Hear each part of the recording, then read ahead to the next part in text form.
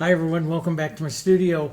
Today we're going to look at a little bit different way to paint some roses. I've been showing you solvent blending and working some of the backgrounds. We've been doing some blurring with some extenders and stuff, and I get lots of nice questions for that. And other requests, they're coming to things like glass faces and everything. Those are all coming. But anyway, I wanted to show and work with a little bit more extender and water. Like, when do you pick out those? And we'll work a little bit larger composition today. So we'll show you some secrets along the way here, okay? And if you want to see something, make sure that you write a comment down below some of the things that you want to see. I know some of you want to see portraits and stuff. If I get enough requests and stuff for portraits, I'll show you like the girl that I painted back up there, acrylic portrait techniques. I take the Premier Coup technique, change it around a little bit, apply it to acrylic rheology, or how acrylics react onto the surface, and you can make some really beautiful portraits with acrylics. So if you want to see some of that kind of stuff, drop me a comment. Okay, all right, let's go down here and let's look at the palette. First, my palette, my standard palette that I work with. This is yellow oxide, Hansa yellow, Darulite yellow, naphtha red light, burnt sienna, pine green, phthalo blue, red violet, quinacridone violet, and the white. I use my fusion brushes. I'll be using an 8 and a 3/4 inch for most of the painting today. I might even use my scraper. This is the little Red Devil scraper that I showed you when we did this landscape. I think this is week 10 of the landscape challenge. If you want to go over and see that. But I used that scraper to put in some of that interest on that one there. And it's a lot of fun. It's a great little scraper I got for, I think it was like $5 or $6 over at my home store that was up in Scotts Bluff. And my wife and I are going to run back up there tomorrow, so I might get a couple more, maybe a little bit wider. But I like it because it's longer and more springy. We'll talk more about that. All right, so the board I have here is 14 inches this way, 18 inches this way. I'm going to do a horizontal spray of flowers. I base coated it this time with the darker color. This is the medium beige in our line. It's a nice neutral warm color that's easy to work with. So if I put some cool colors in here, they'll really pop with contrast off of the warmer background. So I'm going to start out here first with my 3/4 inch brush. One that I like to do, you see me do quite a bit, and I do this quite a bit because these sell really well. I'm going to take a little bit of burnt sienna and touch of pine green, and I'm going to start breaking up my background. I like this, makes it more contemporary. I like this. If I'm going to put a spray of roses here, I like to break up the background with some just some interest to go the other way. This is very much the new contemporary alla prima type looks. We can push in a little bit of green into here. That's really pretty. And you can also use your scraper and take it out quite far, so because a lot of this will cover up with the with the painting. So you want to take it out a little further. The scraper gives you a little different look. You can see that it pulls paints a little bit differently, does a little different things. And I build up paint quite a bit when I use a scraper. I build up a lot of textures and everything that I like to work against when I paint flowers and stuff. So this is more of the contemporary look that you try to go. You get this movement of this color down this way and stuff, and it just looks magnificent in the background. And it also is going to control how we're artists. We want to see the flowers as our number one thing. So if I start putting a lot of interest like this into my background, sometimes I'll do it later, but if I start pushing a lot of interest like this into my background, it's going to start controlling just how much contrast that I want to paint my flowers. And if you're an artist that tends to be a little bit soft and stuff like that, get a little wild and crazy here. Let's just set this off to the side for a second. Get a little wild and crazy with some of your background, some of the stuff that you do here in your backgrounds, and that show up some other stuff, because that will force you to do things that you might not normally do. And that's how I started breaking some of my soft painting habits that I had. I started to just look at putting in other colors, other things, putting some stuff around. I love the blues and stuff that we might put some of those in there. But this gives a wildly creative background here for us to work with. Now, I can let this dry, and I'm painting pure acrylic, but I didn't add any extender to it, so you can see where it's wet. But sometimes that wet, if I go in there, and there's one reason why, I moved away from oils besides health reasons. Other reasons was if I come in here with some white and I start to push this in here, as I push this, that white disappears. But see, if I go over to an area that's dry, and this is a little drier, and I push that white stays white all the way around. See, it doesn't blend down. So I like this. This is how I paint. This is what I like. Because when I put a color on, I'd much rather I have the control of whether to soften it, not working into a wet background like this to doing that. So what I tend to do is if I have to work in a real wet area, I'll take a paper towel and back out some of that color right where I want to put a flower. So I'm going to put a flower right there. I'm just going to back out some of the heavy color. I don't need to back it all out, just back out some of the real heavy color so that when I come in here and I want to paint white, I can paint white. So let's go in and let's do a little white. Let's take a little burnt sienna, a little bit of our blues and reds and greens here, and let's make a nice soft kind of a gray color that we can use into our flowers. Maybe a little yellow. Just, basically you toss all of the colors of your palette should always make a tertiary color, a color that contains all three primaries. And so this will make a nice soft gray here that'll be pretty against these warms. It's a nice warm too. And I'll just start in some of this color around, and I'll push this in, shear it off, thin it out a bit, right where I want to soften these roses. But I'm gonna, and it's working against some thicker paint right in here, so some of that will disappear, and that's all right. I'll let this dry up, and then we'll go back in and put some other things in there. But see, I kind of like that bit of yellow that's right out there, so I might strike. Try things. This is, it's like I tell you all the time in painting, right? This is a little bit of paint and a board. You're an artist. We create. We try some things. I study all of the techniques and the philosophies of, and the psychology, what is called the psychology of color. So I study all of that, and it's like, okay, and I just kind of mix it all up there in your brain, and you try things, you try some things, and sometimes it doesn't work. Sometimes you create a whole new look that's just really popular, and that's what we do. That's what artists do. We create. So now I'm painting this, basing this in acrylic so it starts to dry. I haven't added any extender yet to it, and all the reason why this is staying wet is because I'm using thicker paint right in this area. Now it is very dry here in Sydney, Nebraska today. It is 84 degrees outside, very low humidity, which means my acrylics dry very fast. But I don't care if my acrylics dry, because I'm a tone painter. I don't blend to get a tone. I mix a tone on my palette and then put it in. We have extender that can slow it down, and I'll show you that, but I'm a tone painter. So I'm going to put this one in here. I'm going to move one just a little bit more, maybe to the yellow side, right out over here, because I have this nice spot of yellow. Now I'll make my yellow. This yellow is a mixture of burnt sienna and my yellow oxide. So over here I'll use just more yellow oxide, so my yellow's a little bit brighter, so that viewer's eye will come over this way. And I like how one of the comments I got last week was, you just start out with this mess and then you turn it into a beautiful painting.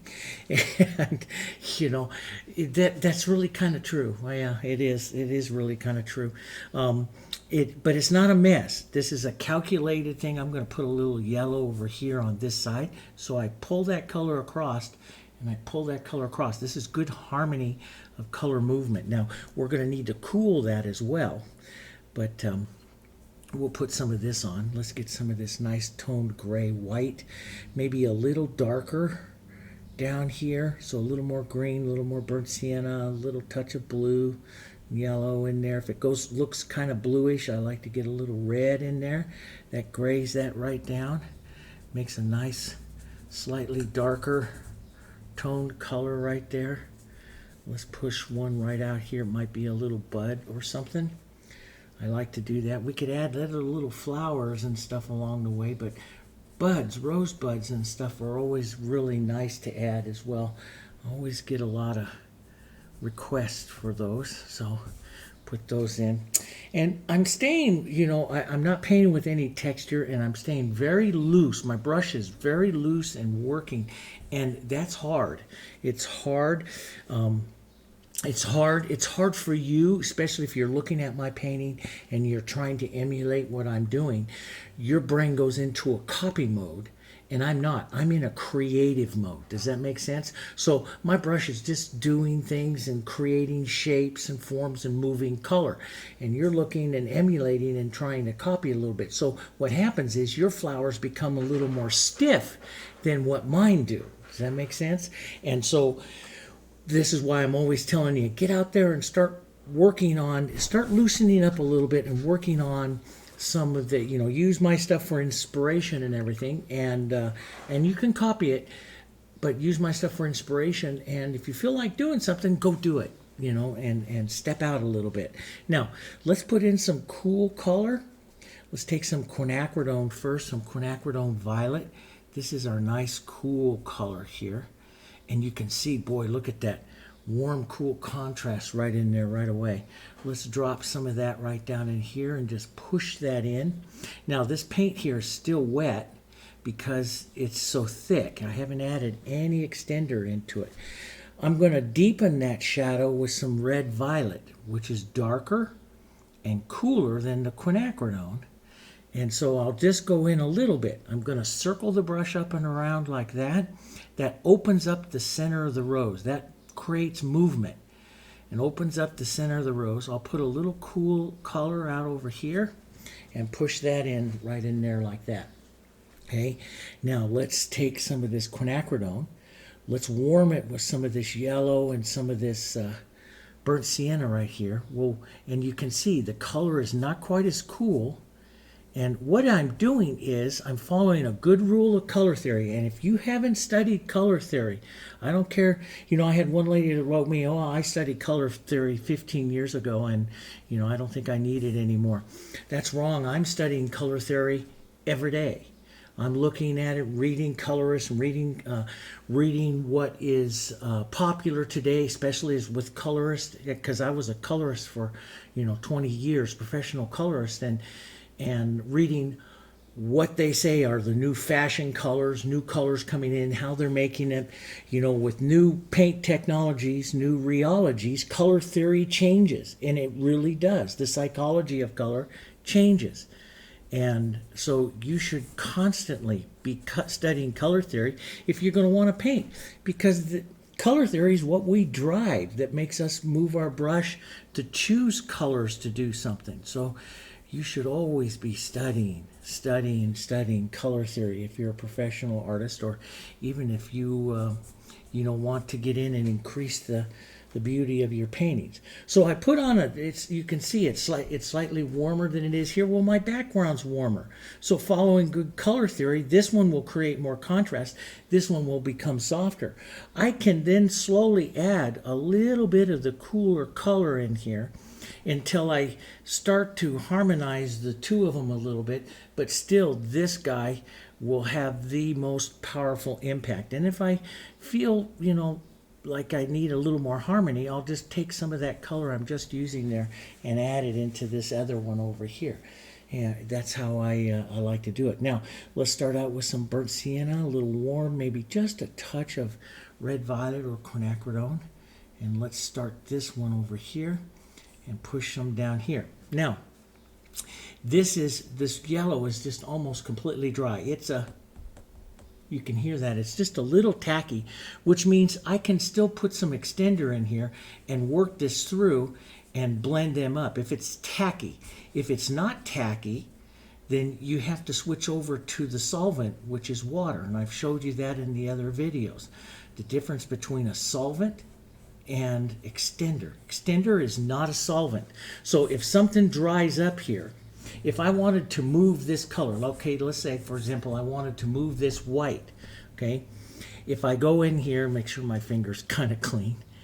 I'm very lucky these paints are nice and non-toxic, so I can get them everywhere. But if I put extender into this and try to move it and rub it really hard, I might pick up a little bit of wet stuff, but it doesn't move it very much. Now, if I reach over and grab a little bit of water, or sometimes what I like to do is just a little Mr. bottle. If I just spray a little water right onto that flower right there, I can move it instantly. See how quickly that works up the color here, right? And that does that because it's a solvent. The water's the solvent for the paint. The extender keeps it wet. So this area that I push this into here will stay wet for a long time. And it depends on the heat, more than anything else, the humidity. If you're in a dry area, it's going to dry really fast. If you're in a wet area, then it's going to dry really slow, because water, paints, how paint dries up, it dries through evaporation, and evaporation happens faster in dry climates than it does in humid climates. So what I'm going to do here, see, is I can take just if I wanted to blend, then I put extender down, and I can put my yellow down like this, and I can work those two colors together. Now that's first, if I do it just a little, I call that blurring the colors together. If I do it a lot, where it becomes one tone like that, then I call that blending, okay? And so what I do, what I am as an artist, so that's you using extender and working the color like that. What I am as an artist is I'm a tone painter, okay? Which means, let's say that I wanted to have this and this color work together some way that's softer. Then what I would have to do is put down this lighter color, boom, and this violet, and while they're wet with some extender, work them together. But I'm not that way. I'm a tone painter. So I'll take some of this color here, and I know I'm going violet, so I'm going to add just a little bit of my violets over here, and I'm going to make a light violet gray that's right between those two colors there, and then push lightly like that. So I create a softness between the tones here. So now I still preserve the light, the tone I just put on, and this tone. If I wanted it darker, then I pick out a little more dark, I push that there, and I'll push like that together, right, like that. And I'm not blending them till they're becoming one tone. I'm just pushing those colors like that. So that's what I do. I look at a tone and I make a tone. My colors don't need to stay wet to be a tone painter.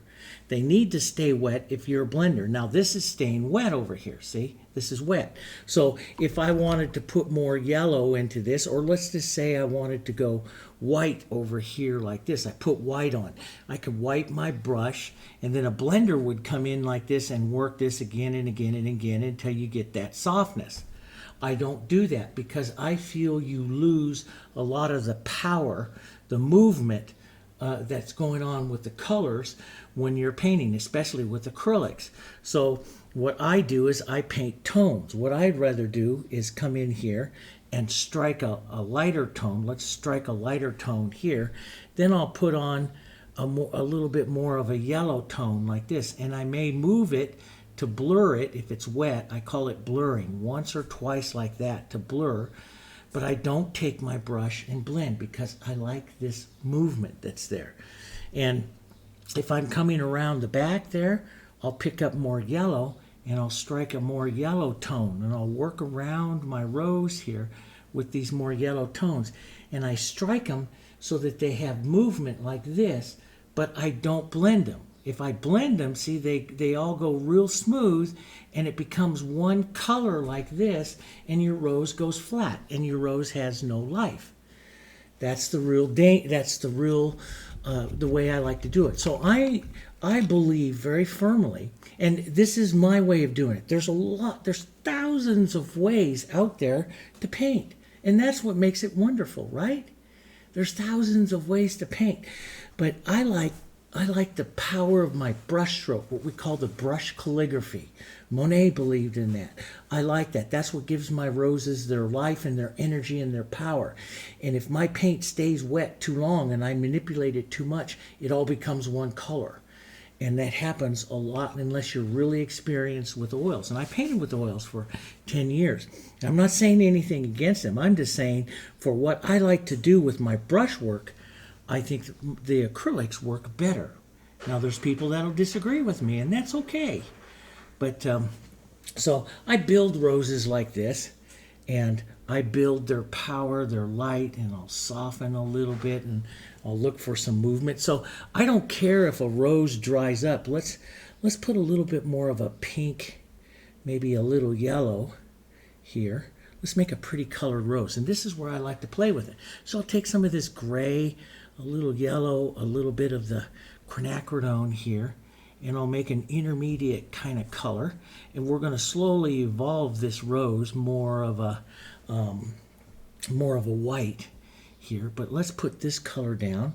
Let's look to a little cooler tone up here into the back here. And so I'm watching my tones, my colors. So I'll put on some warmer tone right up here, so the front of this rose plays up against that center of that rose a little better here. I'll look at that and say, yeah, okay. And now sometimes I add extender just to make a color move, but I don't do it for blending because I'm not a blender, I'm a tone painter. I'm going to put a little more yellow in right over here. Now it puts down a nice base that I can then come over here, slide in a little lighter. Let's drop down, strike a lighter petal, kind of the shape of a lighter petal. That might be a little close. Let's close that up with a little more yellow right there. Maybe a bit of the light strike across there. See, I like that kind of stuff to hit it multiple times. And sometimes I leave my roses a lot of calligraphy. Sometimes I soften them out. I get all kinds of different looks with them. Let's take some light. Let's come right out here and put some light in. Let's get a little bit of pink tone right in there also. So put that in, see? I just strike it in. And if I want, I can push a little bit. Don't push too much, you'll blend it. We don't want to blend it. And so we want to see some of that pink there. And let's go. I'm going to put just a touch of extender. And the reason why I do that is just because my brush slides over the surface a little bit. I'm constantly feeling the surface of my painting. And if I feel that it's a little bit draggy or drinking up too much, I'll put a little extender. But you can see, like here, where I had that extender, that's still all nice and wet. And I can still come in there and blend anything that I want in there because it's really wet. But other areas where I didn't have any of it, they're completely dry. So it doesn't. Now, what I'll do is I'm going to come in right in here, a little yellow, a little bit of my quinacridone right here, and I'm going to put a softening tone. Even got a little bit of that gray in there, right in there, and I'll just push a little bit. That's how I like to paint. I'll push those tones a bit. Let's put a heavier strike of yellow, warm yellow right in there. And this is where I like to paint roses, where I start getting all these beautiful tones happening in here. And I'm looking for the tones. I'm not blending to make the tones. I'm making the tones on my palette. That's the difference. Now, more white. Strike that more white right on there. Soften the bottom edge. If there's too much value difference between them, too much light and dark, I'll just come in and put some of this other tone in there before I soften it slightly. Make sure you don't do it too much, you'll blend. Right? And I can use the edge of my brush, the corner here, load the corner up with some light paint and draw more of the petal if I want. I pull down. I'm constantly, always, like I've showed you in all the videos, I'm constantly looking for that bowl, the bowl shape there of the rose. But I wanted to leave these, because I got to go up against some of that background, I'm going to leave some of these a little bit more stroked and the calligraphy a little bit heavier in these here. So a little bit more of the yellows and the calligraphy heavier, and I'll probably paint them a couple of times. Let's get some light color and pull down here and push that right into that other color there. That'll work here. Now see, I'll come back, and as this dries, if it dries too dark, I'll just come back and add a lighter little stroke of a tone. I may come in here and add what we call a little half tone, just to soften that a bit. As long as I have movement with it and I'm not blending it till it's smooth, then my rose is fine. But if it starts to blend out too much, then I need to get in there and work it a little bit different. You know, I need to get in there and add some calligraphy to it. Calligraphy is very important, the brush calligraphy. And what really started me on this was I was reading a book by Al Gurry. I think that's his Gurry is his last name. Anyway, it was Alla Prima. It was a book on Alla Prima many years ago. Al Gurry, Alla Prima. And he said he was talking about a couple of the most popular portrait painters of the time, which was Rembrandt and Frans Hals. And he said Frans Hals struck the canvas with rapier-like strokes, right? And he left all these textures and this calligraphy, and he was known for that. And alla prima painters at that time started to develop what they call calligraphy. And of course, that really came out when you had Monet. Well, I immediately looked up where's the nearest Frans Hals painting from where I was in Pennsylvania, and it just happened to be down the National Gallery down in Washington, D.C. And I immediately loaded up the car with kids and everybody, and we went down to study Frans Hals. And I studied his brush calligraphy and his textures and everything, and found that, yeah, it was really, really important. And it was during that time that the brush, the movement, they were switching away from the refined movements of the Dutch to the calligraphy movements that became popular during the Impressionist movements. And it was still, 100 and 150 years away from it, but it really changed painting. Now, I'm going to yellow this up a bit, brighten it up so it comes off some of that yellow there and lightens it. I'm watching the reaction of the petal. I'm going to put these petals with the color right in between here, which I want the roundness of my flower, so it's got to be lighter, and the back of my flower back here, which has got to push into that background. Now, I can also soften anything. I can also just come in here like this and still spray some water right over your rose like this, and I don't really want to do this because I like that, but I'll just to show you. I can let that go, see, and then that's all dry, but I can blend this in. That's what the water is as a solvent, see? So I can, even where this is dry right down in here, see, I can spray a little water on that, let that sit for a second, and then blend it if I want to. You can see it reactivates those colors and moves it. Now that happens even more if you work with your colors really thick. And that's what I like to do. But see, now it's all really smooth, and so I got to go back in there and get some calligraphy into my colors the way in which I like it, and I'll push them in. Now, I could even add extender into this and get it to stay wet longer once I have that color reconstituted again in there.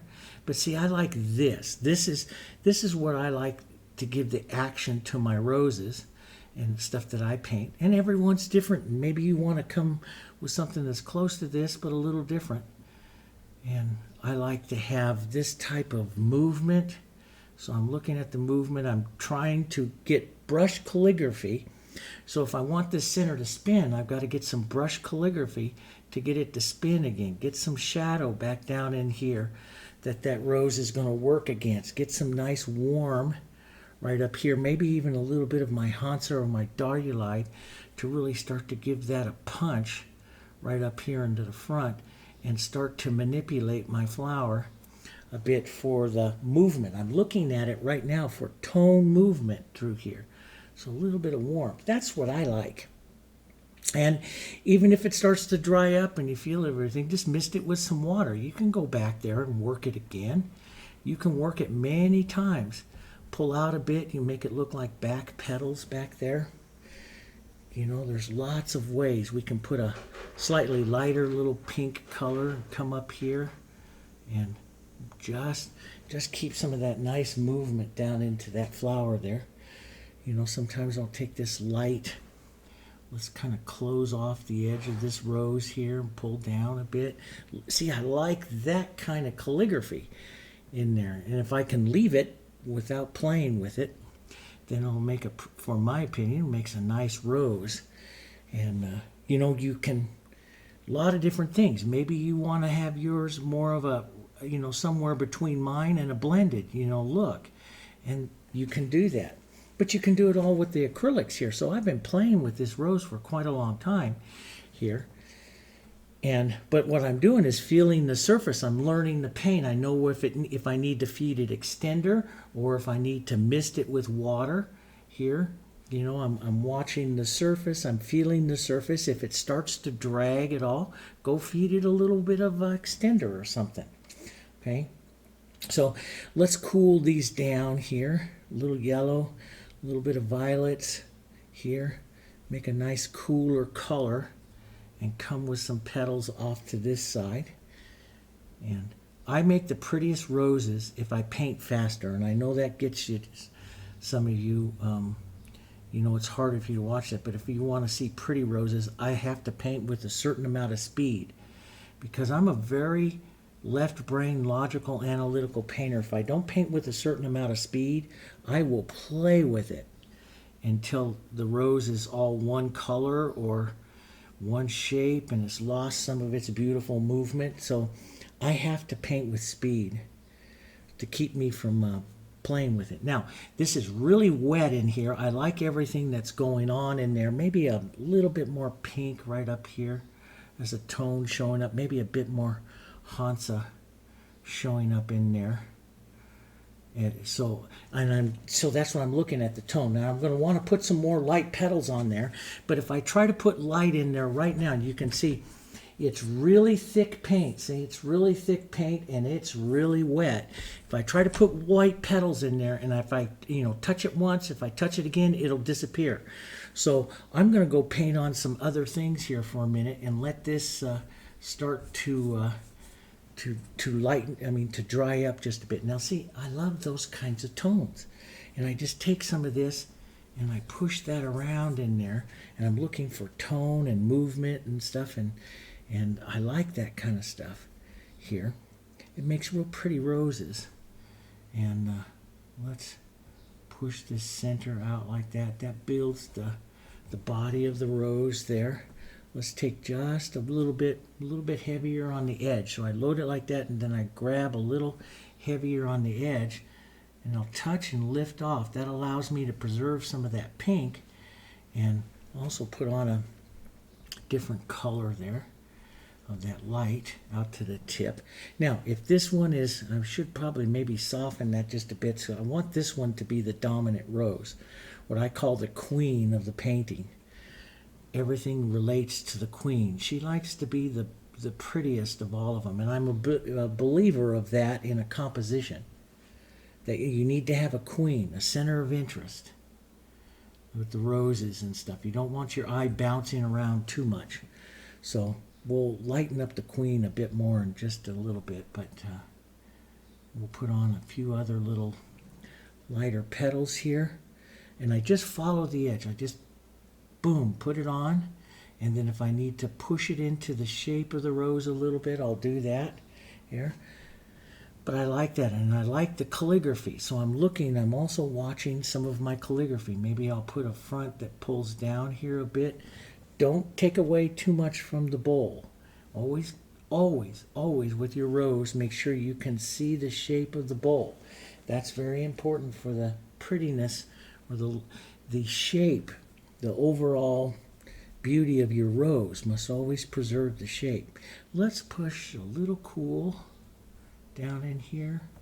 I'll just push that right into there like that. Let's lighten that just a bit. Close off this edge of the rose here. So everything here, see, is a round. I'm pushing that round that my brush is moving, and the calligraphy of it is moving in the round shape of the bowl here.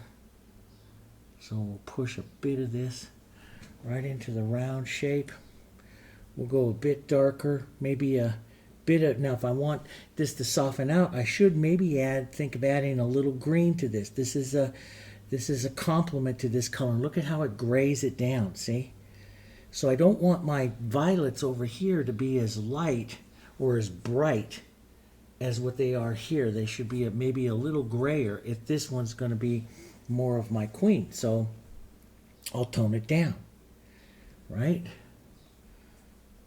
And the beautiful thing is I have hundreds of rose videos now up on the channels everywhere. And, you know, I paint them always a little bit different, but some of the concepts, lighting concepts, warms, cools, the movement of colors all are the same. So, you know, you can learn a lot from them, watching those and taking those in. Let's add a little more movement out here and through the center of that rose. So we'll get a bit more movement. We'll add a touch more dark into that center, trying not to have quite as much contrast as the other one. But see, I move out. I move my strokes out so you can see, you can physically see the strokes. I'm not blending it. I want to see the strokes because that is the movement of that paint that I want it to have, see? Now, let's keep this, I'm going to add just a little extender so my paint slides really easy, because I'm just going to do a couple of quick little strokes here to kind of shape the rose a bit, but not do so much that it's going to start taking away from my queen over there. We could probably push a little more light over to this side, just pull down, that keeps that nice rounding shape of the rose there. Maybe another edge of a petal coming in this way. So I have the bowl and then pushing out to that one right there. So you see that little petal right there? That helps your eye round around. The shaping of the roses, and this just takes practice and painting hundreds of them until you can clearly see the shapes of the rose. And that everyone can do it. Everyone can do it. It just takes practice, you know. And if you have a bad habit, identify what that habit is and practice until you can, you know, change it. And there's something that is so true about that. And this, you know, I've told you this little story before, but when way back in the 1984, you know, a long time ago when I first started this, and I was like, God, I can't paint this stuff. You know, I want to learn how to paint this stuff, but I can't paint this stuff. And a couple of shows, I was really into golf, and I was watching a golf show one time, and this changed my life. This golfer, after he finished the 18th hole, this professional golfer, the announcers and stuff were talking to him, and then he was heading out to the driving range, and they said, where are you going out to the driving range? He said, I started to develop a little bit of a slice, and it's going to take me hitting 1,000 golf balls tonight to break that little habit of that slice that started to develop. And I realized, okay, so if it takes him 1,000 golf balls to break a habit, and he's a professional golfer, you know, on the tour, then that really says something, that I'm being a little bit too hard on myself if I expect to do it correctly the very first time. The other thing was that I was watching on this PBS show, this professional pianist, and he's playing. And they asked him afterwards how often he practices and plays, and he says 8 hours every day. And they're like, whoa. He goes, if I don't play for 1 week, my fans can tell the difference in my playing. And he says, if I don't play for 2 days, my wife can tell the difference in my playing. And if I don't play every day, I can tell the difference in my playing. And that's just like with me. If I don't paint a rose for like a week, my roses take a while to get back into shape again. If I don't paint certain things, if I wait too long before I go paint it again, it takes me a while to get back in there. Now, I'm never going to tell you when I'm having trouble, right? That we don't go out there and admit it always. But that's true. That is the truth. That's just the nature of what it is we do. It takes practice. Okay, so I'm going to come in here and build this one a little bit more. I want to have a little bit more yellow. It's still wet. See how it's still wet here? But it's tightened up. And this is what I call it. The rose is tightened up now. And I can go in there and manipulate it a little bit more. So I can come in here and set some nice light strokes of the white right here like this to put that light stroke on that rose. Maybe, and it won't blend in too fast because it's tightened up. The colors underneath are tighter than the color I'm just applying right now. So I understand that. And it's a lot easier for me. If I try to do it while it's still really wet, that's when it gets hard. Now I'm going to pull and put just a few more petals. Keep that nice round. If I lose some of that nice pink, I'll just go back and push that tone in there and capture that look right in there like that.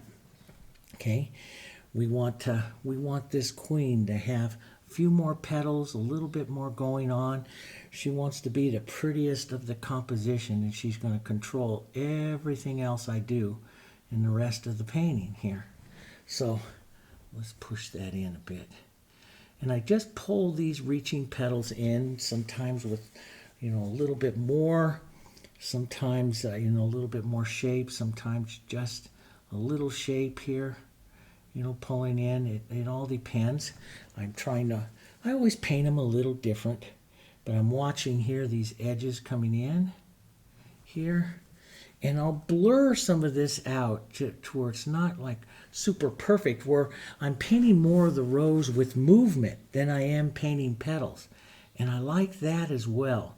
So sometimes I paint the rose with just pure movement like here, and let the viewer's eye, let your eye start to see petals without me making petals. So sometimes if you feel your roses are like really stiff, quit making so many petals. Just paint for movement, and they will become softer. Now I'm going to put a little calligraphy in there, just so that because she's the queen. And we'll take a little bit of this light. We'll come back up over here and add just a touch of that. And I'll look at that rose to that one. My eye goes to this one first. This is a nice second though. We'll push a bit of movement inside that rose there. Maybe just a touch here on those edges there, and we'll say, okay, that's not too bad. Now let's go back up over here. We'll lighten. Now that's really light, Dave. Why did you do that? Let's get some green and that violet, that nice gray. This is where I'm looking at those tones, and we're just going to make a nice little red in there too, maybe just a bit different. No, that's a pretty red. Let's just add a stroke or touch of that. See, I'm looking for the tone. Add a little mark of that into that rose. Always, if I do something out there and I like it, I always go back to my queen and touch it into the queen, because, again, she likes to be in control. Let's just push. Nice little oval shape, maybe a little bit of a petal coming out here. Not too much. Maybe an angled one here. This one's opening up, coming around and opening it up around the bowl there. Let's put some of that cooler quinacridone. So I always find that nice cool shadow there on that bowl. Make sure that stays in there. And a bit closing this up. So the rose buds themselves, they stay more of a very casual look. And see, I love that calligraphy. And someday I'm going to learn how to leave that without playing with it too much, because I tend to still play a little bit too much. But I love that type of calligraphy. Maybe just a bit of light. I always, if I decided my light source and everything, I always decide it pointing towards the queen, where my center of interest has got to be. And let's just take a little cool. It's a little bright, so I'll add a little bit too intense. So I just a touch of green and push that right out there like that, just to soften that back. Maybe just a touch of that red violet into that center. What really makes the beautiful rosebud is just coming back sometimes with the center color like this at last, and just make a taller oval stroke around, and that makes a pretty little rosebud. See, a nice little, lots of nice little calligraphy there with it, and looks kind of like you know what you're doing. Here, let's take a warmer gray, some green, some pine green and red, both of them warm. So if I mix them together to make a gray, my gray is nice and warm. That's a pretty warm gray, pretty color, pretty tone. And so I tend to go back at it in a few other areas. And let's come back here with this nice warm gray. So your roses can be, they're all going to harmonize together. They're all going to go together because we're using the same palette colors. But if you use slightly different mixes, they're all, they're pretty. They'll all go together, but they'll all be a little different. But they should have some common tones, which I tend to carry the violets and stuff around. They should have some common tones, some tones in common that will help your eye, the viewer's eye, move through the colors. So I'll put a little bit of light here. Now it's a little bland, so I need some cools. So we'll push a little cool. That's up. Forgot to add a bit of the green. If I want it to gray down, just a bit of the green into that violet. Grays it down. Because they're complements, right? Boom. That goes down. Now I should, if I see it looks a bit different. It looks a bit odd because it's not carrying any yellow. So I'll push just a little bit of warm yellow into there. See, and then it starts to harmonize better. Your eye starts to move through that yellow. That's the kind of stuff I'm looking through. That's color theory. That's color theory. And I don't care, I've been a colorist all my entire professional life. And that is what answers my question. I always tell my students, there's 3 questions that you have to answer during this painting. One is design, and you should be studying that. The balance and weight of a design, movement, number of petals, everything. The psychology of design. I can make you look anywhere I want you to look. The second is the technique, the brush calligraphy. Are you doing tone paintings? Are you blending? And so on and so forth. And the third element of the painting is the color. And if you read Frank Cavino and some of the other more modern color theorists, the color theory is the most important part of the painting. And as a matter of fact, one of the rules we changed a couple years ago here in our studio here is we don't take in any new students physically inside the classroom here unless they have taken some of our color theory courses, because I want my classes to elevate up very, very high. And I can take my color theory students really high because we can talk color and tone. And as we mix stuff, we know exactly where that stuff goes, where something needs to go. I can tell them, you need to lighten that up a value, you need to shift it, just a couple of degrees cooler on this side. And they know exactly what it is that I'm talking about. Color theory is really, really important. And there's some that don't emphasize it enough as what we probably should, because color theory gets rid of a lot of your questions.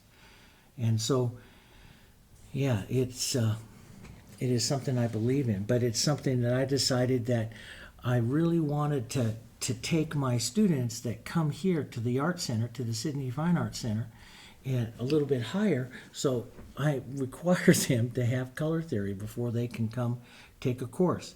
And that keeps everybody coming in here at the same level. And so we can talk. Color theory is our language. Does that make sense? It's our language. It's what artists use to talk to each other. And so if you don't know, then it's very difficult. Or if it's been 20 years since you've taken something like that, the language has changed. I'm telling you, the language has changed. I've totally changed. So I'll put a little more light here. I'm watching this. I want this rose to be a little bit different. If you notice, it doesn't have as many petals.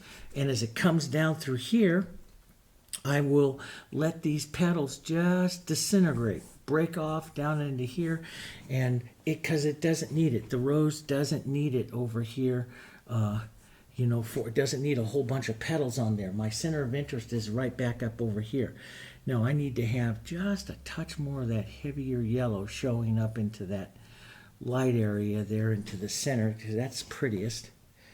And I'll push just a bit of this light here, just a bit of that into that there, into that center there, like that. I like that movement. This is a little bland, maybe a little cooler, a little bit of green, so it's grayer, less intense, right here.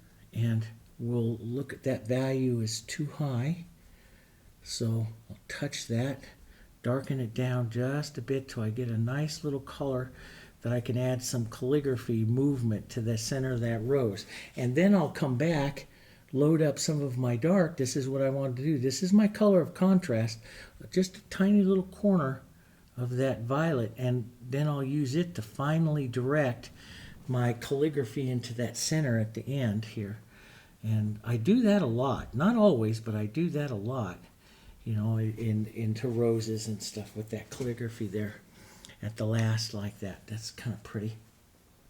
A little different. Yeah, here's a little bit lighter of that color. That's just kind of pretty. And so what I'm doing here is not making petals as much. You're seeing them lightly because my tone is changing. I'm warming this now just a bit, and I'm just going to strike it a bit, but not make the heavy edge textured petal that you see up there in the front of my center of interest. I just need some nice color movement here. Now I like this one fading away there, but I do like this little bit of one showing up right there. And so all the roses look completely different from each other, but yet they're all their colors and stuff are going together. Let's just put a real simplistic one here in the back. We'll cool this back off. We don't want to cool too much because our background's warm. So a little green, a little violet. Let's lighten up, maybe just a touch of warm into that there. A little bit of yellow, nice warm yellow. And we'll push just a few little petals of this around here, around maybe a stroke, maybe an idea of a petal, but I don't get too involved there with that one. And if I want that center to show up a little bit more, touch more, then maybe a little red violet right in there. That's really bright, so we'll gray it down, lighten it up a bit, lighten its value, gray it down, push that around. Maybe a bit of that there on the shadow side. And that's all that one really kind of needs there for that. Let's come over here. A little green and some of my reds here. Nice grayed color. A little pink and grayed. We'll do just some real quick ideas of some of these. Take a bit of that red violet with that, those colors, and a bit of green, so it grays it slightly. And you can see through that dark here, see, I can make that center turning, and the bowl is what really makes this start to look like a rose here. So those are the ones that are really kind of important there. And let's come back. Let's push just a touch of that warmth, just a touch. But I'm using less of everything now, see? New paper towel, Dave. And let's pick up just a bit of light. It won't go quite as light as the others. And I'll push that around a bit here because I'm just going to give a little bit of shape. Not too much to these out here. The problem with me for many years was I'd come in here like a laser and focus in on the next rose and paint it so perfect. But you really shouldn't do that. What you should be doing is looking at your composition. This rose has to fit into here, so it can't be painted with any more detail than what I'm doing up here into the front of my painting. You know, because I want the viewer's eye to come in there into the front first and then work their way around maybe to the back side of this rose here, something like that. I don't need them to come in and spend too much time out here. I want them to spend a lot of time out here. So I tend to call these out here color carriers. That's their job. It's just to carry color, bridge the composition, make a nice, movement to the composition. Their job is not to sit out there and be pretty. Their job is to just move your eye. And as I started to understand that more and more, everything about my compositions changed and became a heck of a lot more relaxed and actually, prettier. I'll just take a bit of that and just push a little bit of this color into here, and it's that center turning calligraphy. I let that calligraphy go like that and then maybe push it into the bowl a bit, and that's what really makes the pretty rose. That, and the rest of it is just all kinds of movement there. Okay, so that's kind of pretty. Now let's come in with some dark. Let's go green and red violet and a little bit of burnt sienna, and let's just come in here and use the chisel of our brush and just give the idea here of some stems. Now sometimes if I want my design to really lighten up or airy up, I'll leave more of my stems showing into the painting, and that's really kind of important. Because stems just add a nice movement to it. I'm going to paint for some more additional contrast. I'm going to cool, green, dark. I'm going to go into negative painting right in here and see what that looks like, shaping up the outside of the petal here of this rose. Here, dropping some of that in. Now, if I feel that that is too perfect, going up against that, which it is, I just take it off a little bit. I just go like that. And so I leave just enough so that my eye still comes up here. Now I can come right into here and add a bit more contrast right in there. That's kind of pretty. Maybe I'm out here with my real warm colors out in the back here, and I want to keep that. So I'm going to take some pine green and some burnt sienna, so it's real warm, and maybe add some of that back here, a little line of that. That pushes your eye that way with that one. That works pretty good. I love that yellow up there. I want to preserve some of that, but we need to get just a touch of shadow. So maybe some yellow and some burnt sienna up here. Maybe even just some burnt sienna. Nice warm through there. Leave that nice warm. Boy, I like that little bit of green that came out of my brush there too. That's kind of pretty. That's where, you can start looking at building. And, with one of them I showed you the scraper, and we did all different kinds of directions and things with that scraper, slowly building and adding colors. And you can do that to a painting like this really easy here. And it just makes them pretty. Get some of these colors out like that. It just makes a real pretty composition here. Like, you might even take, let's come down here. Just start looking for color. And this is what I say is why color.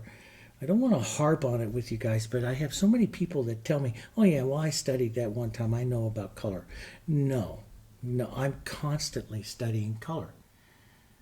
So I'm going to push a little bit of that, but I'm putting a bit of this quinacridone into this. Maybe let's lighten that up. I'll look at pulling some of this across over to here, over to this side of this rose, and we'll restate those petals right there for a quick. That's a pretty color going over there, and we might just pull that right out like that, right out here like this. This is a very much a contemporary look to the painting. And see what I'm doing, what's controlling some of this right now is color. It's color. So I'm looking at so a lot of times what ends up controlling my design, the three parts of creating a painting is something else. Like my design might be controlled with my need to create or move color. Does that make sense? So that's what I do is I like working those. So I'm just going to push that, and if I push real hard, I'll push that right into that background, pick it up a bit, make it look more translucent. I've showed you those in other videos, the transparent and translucent petals. you can paint. Let's pick out an edge. Let's go over that edge just a bit and just tap that through. Now we'll push right into that so we pick up some of that color and make that look a little bit more transparent, fading away over there. That looks kind of good. Got a little bit of that color going in there. That's nice. We could put in some dark, well, let's even go some pine green, a little red violet, a little bit of burnt sienna here. Some nice dark, you can use that to negative paint, but maybe put out the idea, suggestions of some leaves. You can play those, even with some of these, to tone it down with some nice yellow greens, some of these light pinks into your greens. That just makes greens that go so well with your painting. If they carry some, if you put some of your rose colors, remember that, put some of your rose colors into your leaves and you get a better harmony. And if you get nothing else out of that video, that will help your roses so much. Hopefully you're getting a little more than that. And then I'll use the chisel here to push a little light, the idea of a little light here. I'm going to lighten these up a bit more. But see, I just added a bit more rose color. And isn't that kind of pretty into those leaves here? Now, I don't want to do the leaves too precise because they'll start to take away from the roses. So their job is to accent the roses, not to take away here. So we'll push a little bit of color, a little bit going on here, a little bit out here, like that. And if I feel that the green's a little too isolated, I'll put burnt sienna and the warmth in it, because there's burnt sienna everywhere, right? Burnt sienna in our backgrounds and our yellows and stuff. All that nice movement that's up there. Now we'll want to have some burnt sienna, some of these greens. I'm going to put a little extender in it just to move here some of these colors. Let's just do some soft green colors here. Back here, just a bit of the pretty colors. I want to get kind of playful with the leaves here and not make them too structured, too perfect, because I don't want this to be about leaves. I want this to be about the roses and the background and the interaction of the roses in the background. So we'll push some of these colors in. Let's just drop a few of these down. Play the burnt sienna, the yellows, the greens, change the colors, the tones up. It's one of the habits I had for a long time and still do if I don't pay attention, is I tend to make all my leaves the same colors. And we don't want to do that. That doesn't make a very pretty painting, to make them all the same color. So we want to change them up a bit. Let's just drop this out. Here we go. Down like that. That's just kind of pretty. Different way of looking at roses here. Let's get a little darker, a little cooler. Just touch of burnt sienna into that. Down over here.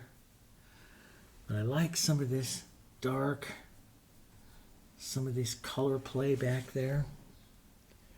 Let's push a little different color. See, I added some more green, so don't forget to add a little yellow so that changes over here as well. Just little oval strokes and some different shapes here for ideas for leaves and movement. We can back paint around. So I'll do a lot of this, kind of back painting around and shaping the back edge of something and push some of those colors around. Maybe just an idea. So like out through here, I might even push a little stem and a couple of little just marks right out there like that. Not need too much. And that makes it kind of fun. I'm going to take some of this burnt sienna and this yellow. Don't mix it up too well here. And I'm going to look at the color here for a second. I'm going to put on it really bold. Then I'm going to take it down with a little bit of burnt sienna, or stroke or two. And I'm going to start watching how that's affecting my painting and you know the interaction here of my painting of my roses and stuff.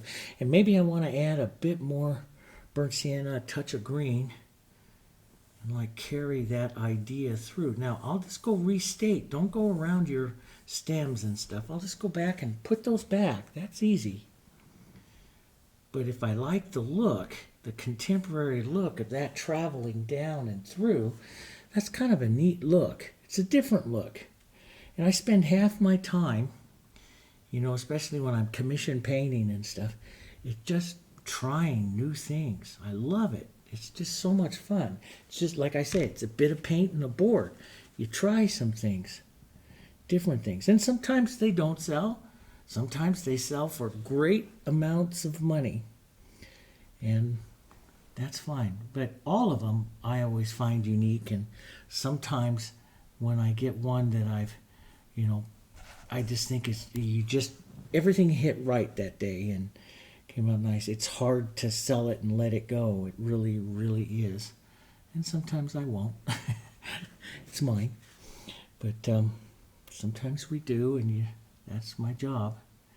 My job is to create another one, right? So let's go up here. Let's take some yellows and greens. Look at all this wonderful mottled color I got going on in here. Let's just add a bit of green movement in here and set some of that. I love that. That is very, very contemporary look to it. Blurring those edges here. And let's lighten that up, brighten that greens a bit. Take maybe another little stroke of some light and greens. Just coming out of those. You can shape these up if it bothers you. You can shape them up more into a leaf shape. But sometimes I like to just leave them, you know, with just their color working and stuff, just not perfect. So, you know, the viewer is left to decide exactly where the edges of that leaf, where they are, and that's good too. That's fine as well. So maybe a bit of the light here. Just a bit of light. I like that bit of light, so maybe I'll carry that around just a touch here. But get some other movements in there. I do like that one coming down through that like that. You know, this is all, you can totally, completely change the look of this by adding blue. And you've seen me do that before. But, you know, and that's one of my favorite things to do because blue is my favorite color. But I don't want to do that on all my paintings. Then they all have exactly the same look. So, you know, inside right now, I have a little internal fight going on that I want to add some blue to this because I like the way that sparks it up. But I really shouldn't because I want this to stay different. Does that make sense? And so if you have a favorite way, and when you're coming into this part of the painting, sometimes that favorite way starts talking to you and telling you this is what it needs. And that's not really what the painting needs. It's what you want to see in the painting. And so if your goal, and my goal here is to do different things, I'm going to kind of suppress that feeling of wanting to add that right now because the painting doesn't need it. Painting has a lot of nice warm and cools, and not every painting needs blue. Not every painting needs blue to be beautiful. It could, but it doesn't need it, so I have to suppress that because blue's my favorite color. I like to see blue everywhere, but it's not always necessary in what you have going on. But yeah, that works. That looks nice. And maybe some deeper, darker, cooler touches of colors, just little sparks of the dark, you know, here and there to pop off like this center part here and everything. Boy, that really pops the queen, doesn't it? She just comes to life with that dark out there like that. And I really like it, even if I go to more of a decorative type stroke and push some of that in, some of the, you know, away from the alla prima mark and more to a decorative stroke, it's different. I mean, I've spent so many years, and still in the decorative industry, and we use the strokes, and sometimes I like to add those even when I'm doing a more contemporary look, moving that stuff out. That looks pretty good. Here, just put a few little marks out there and let it all lighten up your brush dance. See that? Some of those little marks, little contrast edges and stuff just pull through. Makes it's kind of a nice, interesting painting. I'm just got a place here where I touched it all up, so I'm just going to grab a little more burnt sienna, maybe even a little burnt sienna green and a little red violet down here, and pull this other color right down here, down like that. Sometimes use your paper towel. This looks great. Sometimes use your scraper to grab some other colors and put it in. A good alla prima painter, that really wants to be contemporary might take some of this stuff with their scraper and come right back into these types of areas here and really deposit something up, some nice thick paint that you can work against. Like I'll work that with my brush. So I'll push it on one way and then I'll pull against it the other way here to really set that. That's a good movement right in there of that yellow color. And you can streak, and don't do it so much that you blend. Streak some sienna into that, some burnt sienna right into that. Pull across a bit. Get some of that nice interest there. More paint. But that's the thing is more than anything else. More paint. And this is like I always tell my students. It's we use paint to create the interest, the shapes, the form, and the more paint you use, the more interest, shape, and form it has. So, but it's also very fearful to paint with a lot of paint. So we always go through that little bit of fear of using so much paint. But paint is very important to what we do. Very important. Here's a nice little bit of dark right there. Right in there. Nice little edge of that. Right in here, pulling right out to that light. That just lifts that rose. See how that lifts that rose? Let's take just a touch of that yellow, pull that down. So it's going to continue through. So I'll put in the higher contrast with like that yellow. And then I'll put a little burnt sienna in my brush and take it down just a bit where I think it needs to be. Right in there like that. And you look at that. And you have a nice painting of roses. I'll go back and a couple of little areas. I do like that little bit of green in there. There's just like, okay, let's go back and let's create I've got green on my finger, so it's perfect. Let's go back and create a nice transparent petal in there. So I'll take a little extender, add that into the green. Okay, so that green's going to stay wet for a minute. Okay, I'm going to rinse a little bit of that out. We'll go back here, back into some of my original warms up here. The warm color that I'm using, and I'll just pull through that a bit. And now I'm going to use my finger just to push that just a bit so that green reactivates some of the green of that leaf, and that pulls some of that green right into that edge of that petal. Now I'll come back with like the edge of that, this color of the petal, just touch and lift off and put the edging of it back on, and it'll help leave that. I could have a little more solid, like a warm yellow and light here, right up in this edge here. And that'll help you develop that nice kind of transparent look to that petal.